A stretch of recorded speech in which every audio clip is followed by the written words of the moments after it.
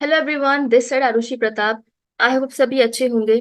आप सभी का स्वागत है क्रिप्टो पीएम चैनल पर। तो जैसे कि आप देख पा रहे हैं स्क्रीन पे, मार्केट का माहौल थोड़ा सा ग्रीन, थोड़ा रेड हमें देखने को मिल रहा है। तो जानते हैं इस वीडियो में मार्केट में क्या क्या चल रहा है। और अगर आप इस चैनल पर नए हैं तो आप सब्सक्राइब करना मत भूलना और वीडियोस को शेयर करना मत भूलना अगर आपको हमारी वीडियोस अच्छी लगती है तो। Without wasting any more time, let's get into the video. Binance founder CZ to be released from prison on September 29। तो सीजी फाइनली यहाँ पे 4 महीने की जेल काट के फ्री होने वाले हैं September 29 को। जो इनका 4 मंथ का सेंटेंस था, जो इनको मनी लॉन्ड्रिंग की वजह से मिला था और जो भी वो इलिसिट ट्रांजेक्शन हो रही थी फाइनेंस पे उसके रिगार्डिंग। तो फाइनली सीजी यहाँ पे रिहा हो जाएंगे और उसके बाद देखते हैं कि सीजी मार्केट के लिए और क्या क्या लाते हैं। फाइनेंस तो अब ये जान ही सकते, तो अब कुछ नया ही हमें देखने को मिलने वाला है इनके थ्रू, क्योंकि ये अब ऑफिशियली रिलीज हो चुके हैं। अब इनके ऊपर कोई भी चार्जेस नहीं है। बाकी फाइन्स वगैरह तो इन्होंने ऑलरेडी पे कर दिए थे। Bhutan surpasses El Salvador as a major Bitcoin holder in South Asia। आरखम। तो यहाँ पे एक बहुत ही अच्छी न्यूज आई है। जो भूटान है वो 13,000 बिटकॉइन होल्ड करता है, जिसकी वैल्यू है अप्रोक्सीमेटली $758 मिलियन। तो ये जो बिटकॉइन होल्डिंग्स है, ये किसी एक्सचेंजेस से परचेज करके नहीं आई। यहाँ पे ये खुद माइन करते हैं जो इनके पास नेचुरल रिसोर्स है, पोस्ट इफेक्टिव हाइड्रो इलेक्ट्रिक। ये हाइड्रो इलेक्ट्रिसिटी से बिटकॉइन माइन करते हैं और ये करते आ रहे हैं।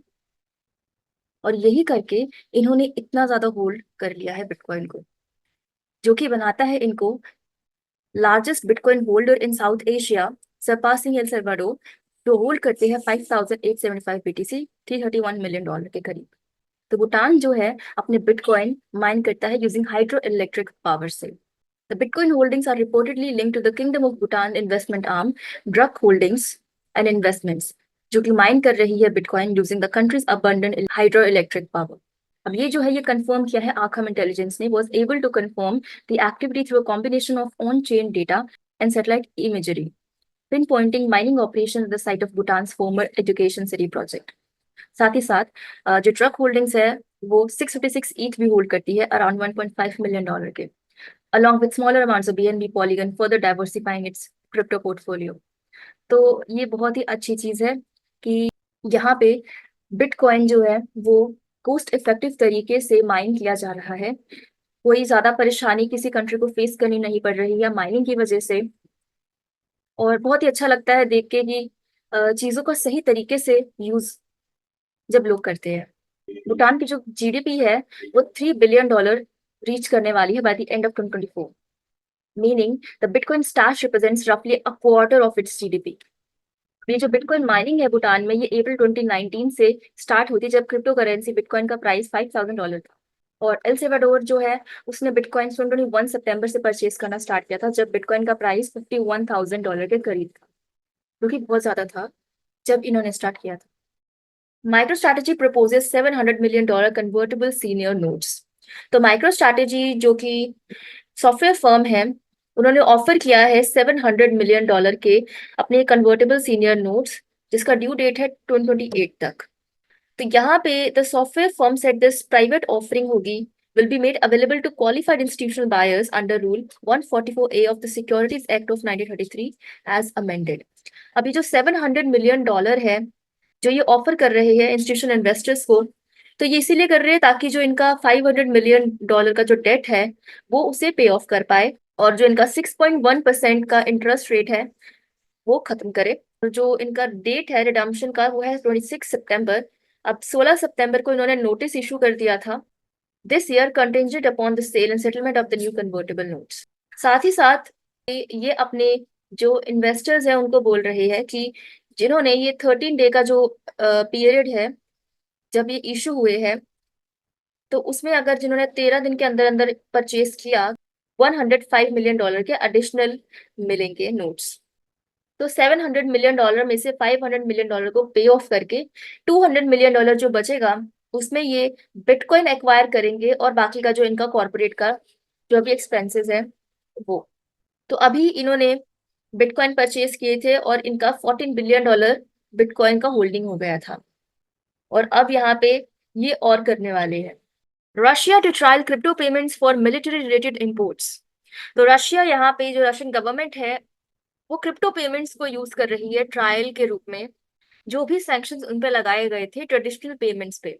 तो अब यहाँ पे इंपोर्ट तो उनको करना पड़ेगा, तो ट्रेडिशनल पेमेंट्स यहाँ पे नहीं कर सकते वो, क्योंकि यूएस चाइना सभी कंट्रीज ने मना किया हुआ है। तो अब यहाँ पे इन्होंने क्रिप्टो का सहारा लिया है। तो अब यहाँ पे क्रिप्टो पेमेंट्स करेंगे ये फॉरेन ट्रेड के लिए। तो इन्होंने एक फोकस ग्रुप बनाया है रशियन गवर्नमेंट ने, कि वो एक्सप्लोर कर पाए जो भी गुड्स इंपोर्ट हो रही है क्रिप्टो करेंसी के थ्रू। तो इनका जो ये लॉ है वो फॉलो करता है the use of crypto currency for foreign trade settlements, जो कि रशिया में यूज होगी। अब यहाँ पे जो भी चैलेंजेस आ रहे हैं उसको तो टैकल करना पड़ेगा, पेमेंट रिलेटेड चैलेंजेस। तो according to report by Vedomosti on September 17, the initiative aims to address the payment challenges faced by importers handling dual use goods. अब यहाँ पे डुअल यूज गुड्स क्यों बोला गया है? सिविलियन के लिए भी और मिलिट्री एप्लीकेशंस के लिए भी, दोनों के गुड्स के लिए यहाँ पे क्रिप्टो पेमेंट्स का यूज होगा। अब गवर्नमेंट ने एक ग्रुप फॉर्म किया है फॉरेन ट्रेड के लिए, जो फोकस करेगा on importers of goods with potential military applications.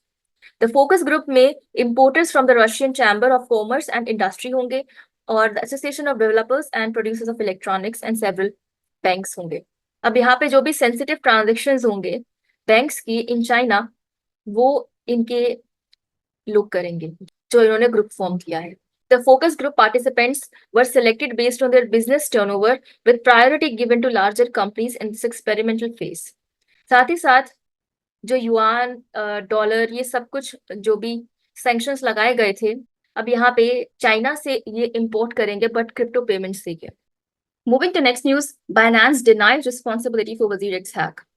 तो वजीर एक्स यहाँ पे निश्चल शेट्टी जो है को फाउंडर, इन्होंने ट्वीट किया था कि जो भी वजीर एक्स के साथ हुआ है बाइनेंस भी उसे कंट्रोल करता है। वजीर x was acquired by Binance, और जो जिनमाई लैब्स है in India entity owned by me and my co-founders, Zanmai Labs has license from Binance to operate INR crypto pairs in WazirX. और Binance operates crypto to crypto pairs, processes crypto withdrawal. तो यहाँ पे जो निश्चल शेट्टी है वो Binance के ऊपर accusations लगा रहा है कि बाइनेंस वजीरेक्स को कंट्रोल करती है वगैरह वगैरह। तो यहाँ पे बाइनेंस ने डिनाई कर दिया है अपनी कोई भी इन्वॉल्वमेंट इन वजीरेक्स के हैक के साथ, और इन्होंने ये बोला है कि हमने तो कभी कंट्रोल किया ही नहीं वजीरेक्स को या फिर उसकी वॉलेट को। तो यहाँ पे बाइनेंस रिप्लाई कर रहा है कि जो भी $235 मिलियन साइबर अटैक हुआ है वो उनकी रिस्पॉन्सिबिलिटी है, हमारी नहीं है। साथ ही साथ बाइनेंस ने ये भी बोला that it has never been involved in WazirX operations. अब यहाँ पे जो बाइनेंस है वो ये बोलता है, एम्फसाइज करता है 2021 के जो इन्होंने एक्विजिशन एग्रीमेंट किया था विद WazirX, वो कभी फाइनलाइज ही नहीं हुआ है। और फाइनलाइज नहीं हुआ तो बाइनेंस का कोई भी कंट्रोल नहीं है उस प्लेटफॉर्म पे बिफोर, ड्यूरिंग और after the July 2024 WazirX hack या फिर अटैक जो भी कह लो। तो ये रिप्लाई इन्होंने बाइनेंस ने मिस्टर शेट्टी का दिया। मिस्टर शेट्टी ऐसा क्यों बोल रहे हैं उसका भी एक रीजन है यहाँ पे, इनके पास रिलेशनशिप को लेकर जो भी इनका बाइनेंस का वजीर के साथ चला है। बट यहाँ पे दोनों की अपनी साइड ऑफ स्टोरी है, बाइनेंस मना कर रहा है और वो ये बोल रहा है कि वो कंट्रोल करते हैं। तो अब यहाँ पे थोड़ी कंफ्यूजन है। तो बाइनेंस यहाँ पे आगे बोलता है कि जो भी चैलेंजेस वजीरेक्स को आ रहे हैं तो वो उसकी एक्शंस का रिस्पॉन्सिबिलिटी ले, जो भी फंड्स उनकी वजह से चोरी हुए हैं उनकी रिस्पॉन्सिबिलिटी है, हमारी नहीं। BTC price forecast. Bullish momentum builds as Fed cuts rate by 50 basis points. Fade ने अपना जो रेट कट बताया है 50 बेसिस पॉइंट बताया है, एक्सपेक्ट किया गया था 25 बेसिस पॉइंट। तो उसकी वजह से बीटीसी के प्राइस में हमें अपवर्ड मूवमेंट देखने को मिली है, जो कि $62,000 तक गया था, और यहाँ पे $65,000 तक का टारगेट लोग मान के चल रहे हैं।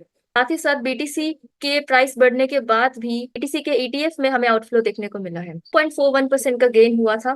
Net outflows of 52.7 million raise concern amid market volatility. अब बात यहाँ पे ये आती है, जो मार्केट में कंडीशन चल रही है वो बहुत वॉलेटाइल है, कंफ्यूज्ड है लोग कि क्या करे। बिटकॉइन का प्राइस ऊपर चला तो गया, लेकिन यहाँ पे इकोनॉमी की अगर बात करें यूएस इकोनॉमी की, तो वो यहाँ पे ठीक नहीं है और जॉबलेस है वहां पे लोग, साथ ही साथ इकोनॉमी उनकी गिर रही है। अब ये देखते हुए अगर प्राइस बिटकॉइन का ऊपर गया भी है तो वो ज्यादा देर तक ऊपर टिकेगा नहीं, और $55,000 तक यहाँ पे बताया जा रहा है कि वो गिर सकता है अगर यूएस की इकोनॉमी और खराब होती है तो। So that's all for now, thank you so much last तक बने रहने के लिए मेरे साथ। अब मिलते हैं दूसरे वीडियो में, तब तक के लिए बाय बाय, टेक केयर।